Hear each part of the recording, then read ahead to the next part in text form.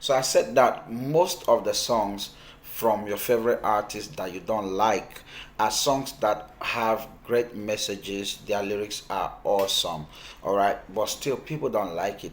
Now, the truth is that what people like about the song first is actually the sound. Most of the time, people don't get to hear what you're saying at the first time. When a song is played, what attracts people to the song the first time is the sound. It's not what you're saying. People don't get to hear that first.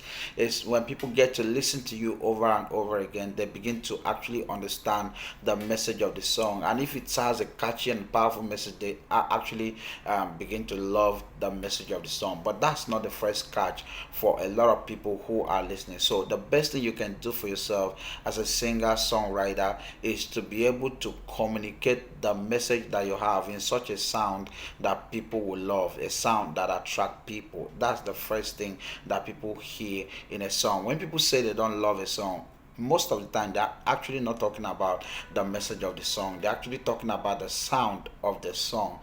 It might interest you to know that people like Dusin Oyekon, Nathaniel Bassi, and the rest of them, with how much of a great message that they have in most of their songs, they still have a lot of other songs that people don't like. That's the reason why it is not all of their songs that blow.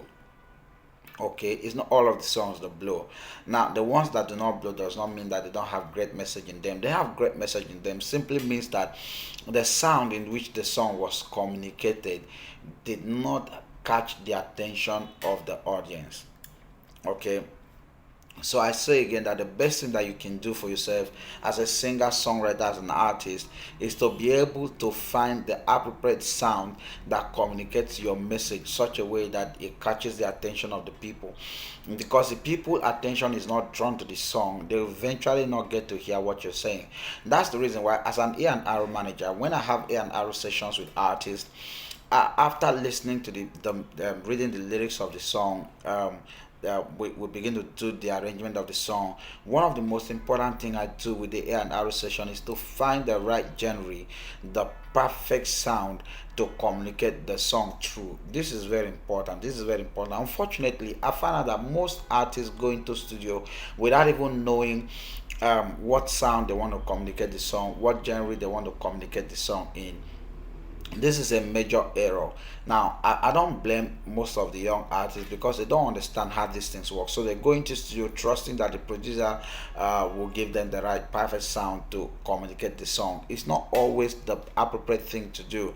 That's the reason why you need to engage consultants, you need to engage A&R managers, people who understand these things, who understand song arrangement, who understand sounds that suit a particular message. It's not every message that you put on every other any kind of sound. And it's also important that you understand that as an artist, as a songwriter, most of the time a particular piece of music can actually pass in different sounds. Yeah, there are songs that if you do it in reggae, it will go. If you do it in R&B, it will go. If you do it in pop, it will go. All right. Now the difference will just be, oh, you might need to just up tempo in certain kind of genre, but trust me, it will go on different many genres.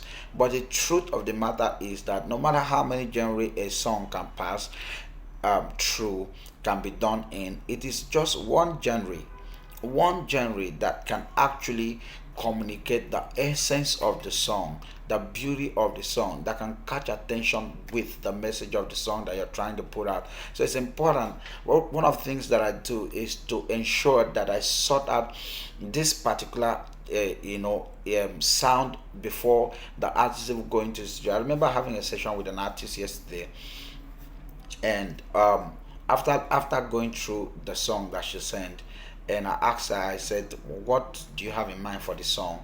Do you have any particular genre in mind you want the song to pass through? And she said she had nothing in mind.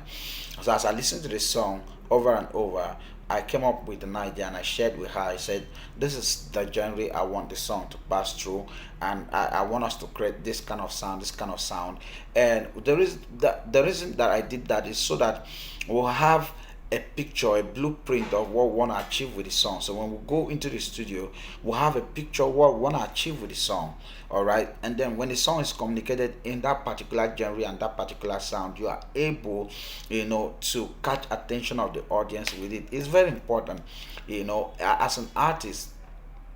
make sure that you find the right persons, the right music coach, right music consultant that understands these things, that works with you before you go to the studio, because it's going to help you a lot. There are a lot of producers who don't have understanding of this, so you go to a producer, you sing for them, and next thing they start knocking beats, and then they create something for you. Most of the times what they create, is different from the picture you have on for the song. Sometimes you may not actually be able to communicate the picture before you get to the studio, but you will know that this is different from what you have in mind. Now if you are able to communicate your picture, what you have in mind, properly to your producer, it saves, it helps you. Okay, it helps the producer to be able to create what is in your heart.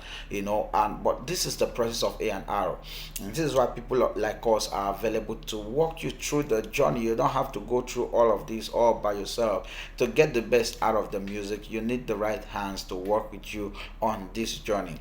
Otherwise, you have great messages to pass out to the world, and the world will not pay attention to your messages. Why? Because you're not passing the message through the sound that communicate the essence of that message. Because every single lyrics that you are trying to sing has emotion. Music has emotion, and then when you're passing a message, understanding the message, the emotion of the message will also help us to communicate that message in the sound that carries that same emotion and drives it to the people, such that the sound catches the attention of the people, and they are able to listen and hear the message that you have to pass across. This is very important. This is very important. All right, so it's not so much about, oh, I have great lyrics, I have great message to pass across. Is the message being passed across in such a sound that can catch attention? Because until the people's attention is gotten, their message will not get to them. You need to get their attention so they listen to what you're saying. That's the way it works. And so that people say they don't like your song does not mean that you have bad message, does not mean that your lyrics is bad. I know a lot of great songs that people don't like, but when you listen to the song, you find out that the song has an amazing message inside it. Okay, so this is important. Take note of this and make sure that you work with it. By the way, you can consult with me for all of your music, you know, music business, music influence. We need somebody to work with you on your project before you get into studio, album project, singles, and the rest of them. I'm available. Just send a DM, and then we are good to go.